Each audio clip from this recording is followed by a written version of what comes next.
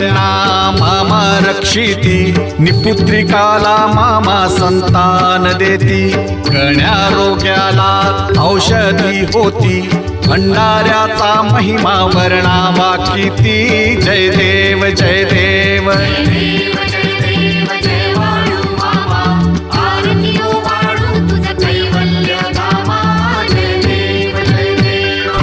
तलावर मामांची सत्ता देती वचन आपुल्या भक्ता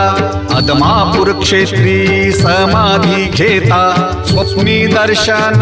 भक्तांना देता जय देव जय देव